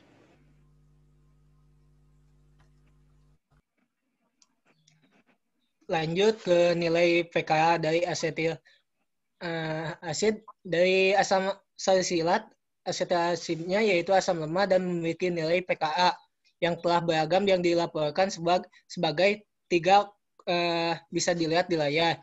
Nah, disingkat 3,5. Kemudian dari kelarutan asam asetil salisilat juga bergantung pada pH, meningkat dengan meningkatnya pH di atas pKa. Lanjut. Kemudian ada nilai koefisien partisinya atau P. Log P merupakan koefisien partisi dari N-octanol water dan koefisien partisinya. Kemudian lanjutnya yaitu koefisien partisi untuk suatu senyawa. P dapat dinyatakan secara sederhana, yaitu sebagai berikut, bisa dilihat di layar, yaitu C0 sama dengan konsentrasi zat dalam dua fase organik dan Cw sama dengan konsentrasi zat dalam fase cair. Asam asetil salisilat ini juga memiliki pKa yaitu tadi disebutkan juga 3,5 pada suhu 25 Celcius bukan 250 ya. Dan koefisien partisinya atau log P oktanol terdapat pH-nya 7,4. Next.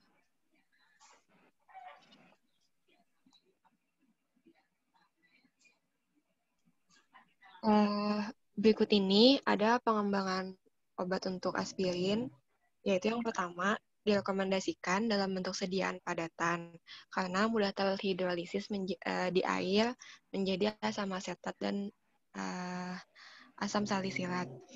Lalu yang kedua, tablet floating menjadi alternatif untuk memperbaiki absorpsi dan bioavailabilitas dari aspirin ini. Lalu yang ketiga, diperlukannya therapeutic drug monitoring karena indeks terapinya yang sempit. Next.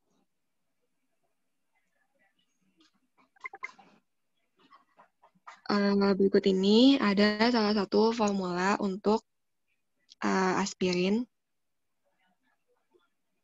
Next.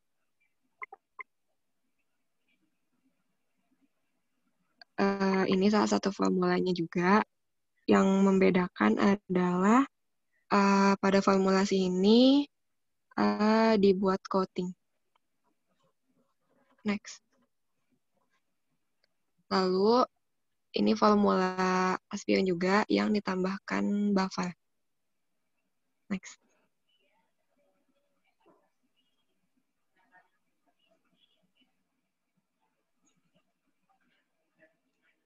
Nilai BCF-nya untuk aspirin.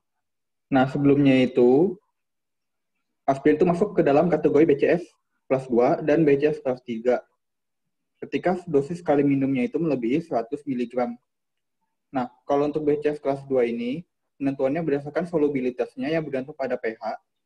Kayak yang kita udah pelajarin itu yang range 1 sampai 6,8. Untuk BCF kelas 3 itu penentuannya berdasarkan penghitungan koefisien partisi yang berkaitan dengan permeabilitas.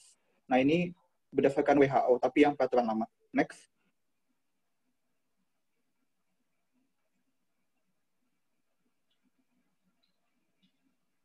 Nah, ini alasannya sebelumnya aspirin itu masuk ke dalam BCF kelas 3 karena nggak masuk ke kriteria absorpsi lebih dari 90%. Karena WHO itu bilangnya minimal 85%. Dalam pengujian, Dosis sekali minumnya itu tertinggi 500 mg pada suhu 37 derajat Celcius. Jadi itu suhu tubuh ya.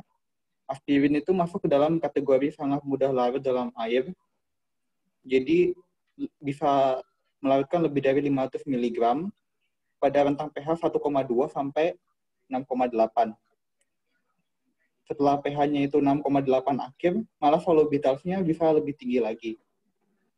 Selain itu WHO juga mengklasifikasinya sangat permeable. Next.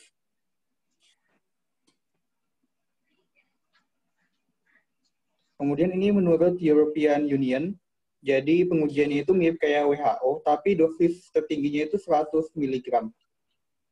Saat pengecekan memenuhi kriteria sangat mudah larut dan sangat permeable. Next.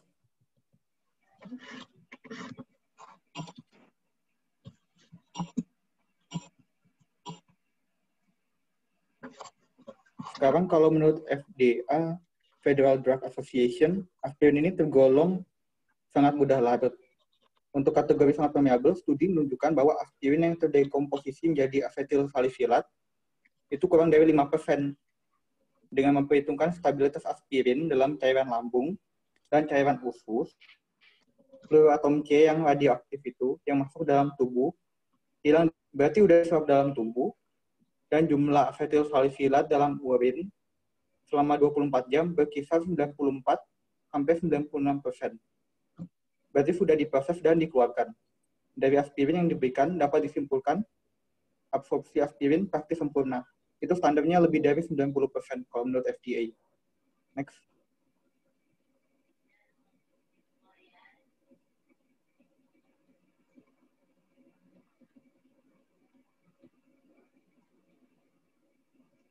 Halo? Halo? Udah kayaknya. Halo? Halo Pak. Ini kok saya nggak kelihatan ya? Yang lain masih bisa lihat? Iya, masih ada Pak. Masih ada, Pak. Oh, sebentar. Saya kayaknya ada masalah dengan itu ya. Laptopnya sebentar. Saya masuk dulu. Oke.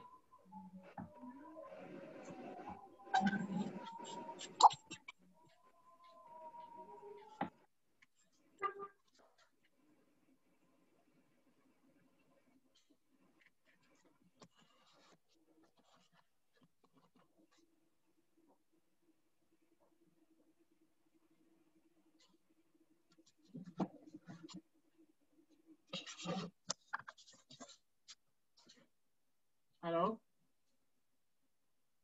Tes. Ada, Pak. Ada Pak, masuk Pak. Sudah selesai ya presentasinya? Udah Pak. Ya, ini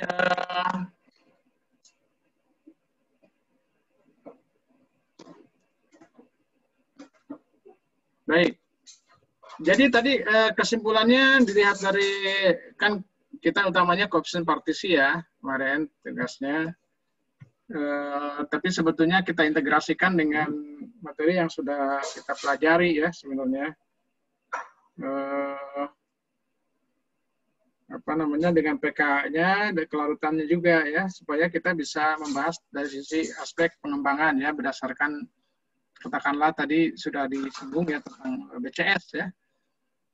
Nah, pertama dari koefisien partisi tadi sudah dinyatakan log P-nya itu kelihatannya rendah ya, tapi hanya ada yang minus Pak ya, min 1 atau paling tinggi 1 ya.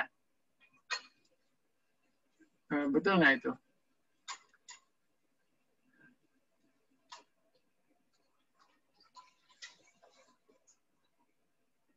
Siapa tadi jubirnya? Stephen ya? Dani atau siapa? Dimas? Bisa disimpulkan nggak nanti dibuat satu row gitu. Jadi terkait dengan koefisien partisi itu kan bisa dinyatakan dengan log P, P efektif, P appearance, sama hasil pengujian probabilitas ya pada manusia. Nah itu dilihat dari situ kesimpulannya dinyatakan permeabilitasnya tinggi atau rendah itu? Permeabilitasnya tinggi, Pak. Tinggi ya? Iya. Alasannya apa yang menyatakan tinggi itu situ?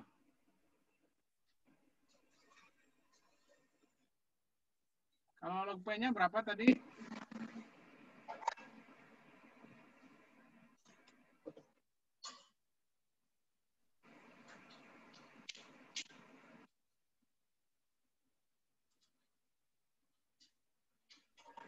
Log P-nya berapa?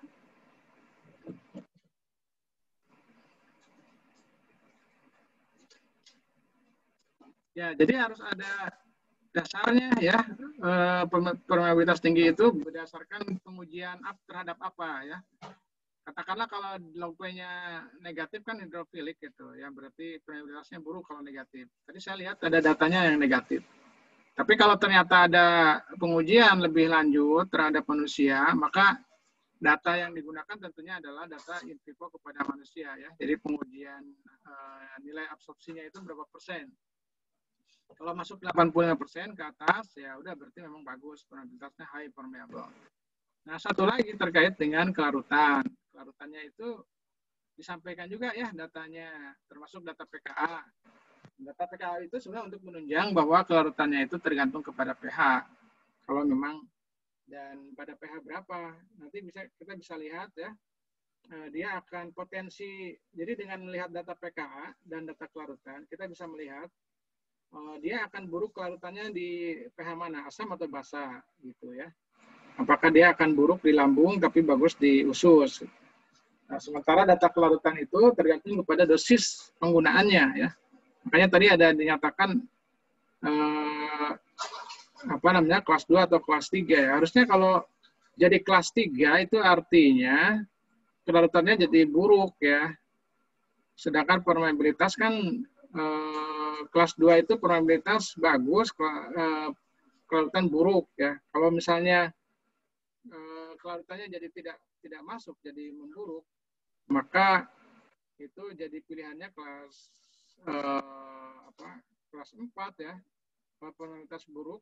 Jadi kalau permeabilitasnya baik, kelarutannya buruk, itu jadi kelas 3 memang gitu. Jadi permasalahannya itu di mana nih? Kalau misalnya permeabilitasnya baik, itu berarti kelas 1 atau kelas 2 gitu ya, kalau permeabilitasnya baik. Kalau yang jadi masalah adalah kelarutan, berarti kelas 2 atau kelas 4. Gitu.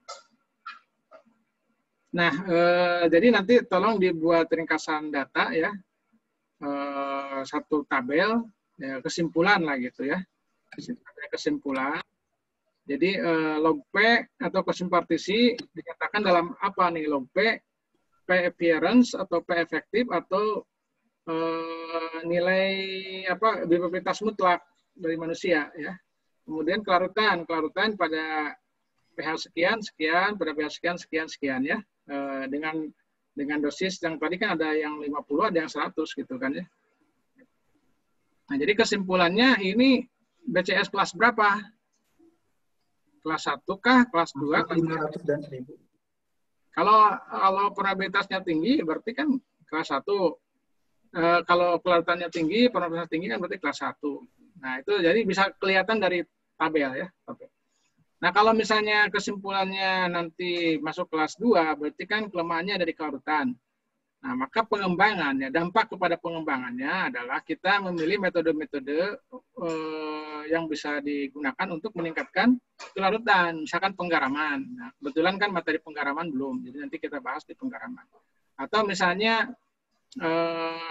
kokristalisasi gitu, atau mikropartikulat, mikropartikel sistem, nanopartikel atau kompleks inklusi ya, atau sistem dispersi padat gitu. Jadi itu pendekatan-pendekatan untuk memecahkan atau meningkatkan obat dari aspek kelemahan kelarutan. Nanti kalau kelemahannya di permeabilitas, pendekatannya kan lain gitu ya. Nah, jadi nilai log P-nya kalau bisa itu dilengkapi lagi selengkap mungkin ya, semua parameter log P itu dicantumkan, kelarutan dan juga PKA. Jadi kalau bisa materi sekarang kan dilibatkan juga nih untuk kelompok yang lain ya, di solusi ya. Jadi berkembang ya, tugasnya berkembang sesuai dengan materi yang ini apa namanya. Kita tetap mengkaji satu zat, tapi aspek yang dikajinya itu jadi berkembang sesuai dengan materi kuliah ya. Kalau kemarin kan PKA kelarutan, terus nah sekarang nambah disolusi. Jadi disolusi asam aspirin ini gimana nih kategorinya, apakah rapidly dissolved atau very rapidly dissolved atau sebetulnya tidak masuk kategori disolusi cepat. Nah itu akan mempengaruhi nanti penilaian untuk apakah produk ini bisa tidak usah uji BABE gitu atau harus uji BABE gitu ya.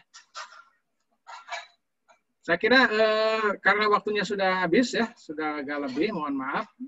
Kita sampai di sini dulu. Mudah-mudahan untuk ke depan yang kelompok selanjutnya pembahasannya seperti itu ya, silakan. Jadi berbagai metode untuk menentukan kelarutan, disolusi, koefisien partisi, PKA itu disampaikan, tapi kemudian disimpulkan ya di belakangnya itu berapa nilai-nilai tersebut dan apakah dia masuk ke kelas BCS kelas 1, 2, atau 3, kemudian nanti konsekuensi pengembangannya akan seperti apa gitu ya. Kalau misalnya kelas 1 ya sudah, itu berarti tinggal permasalahannya apa namanya diformulasi saja ya.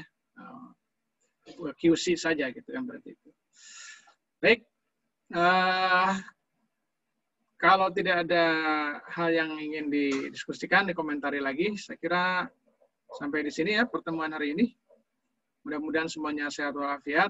Kita bertemu lagi minggu depan. Kalau misalnya Pak Ian belum siap, minggu depan kita masuk lagi dan presentasi untuk kelompok 2, 3, dan seterusnya ya, siap-siap. Demikian, terima kasih. Assalamualaikum warahmatullahi wabarakatuh. Sekali lagi, mudah-mudahan ada dalam keadaan semangat ya, dan sehat walafiat. Pak, ini saya kembalikan lagi Pak, hostnya Pak. Oh ya, nggak apa-apa, lip juga nggak apa-apa ya. Yuk.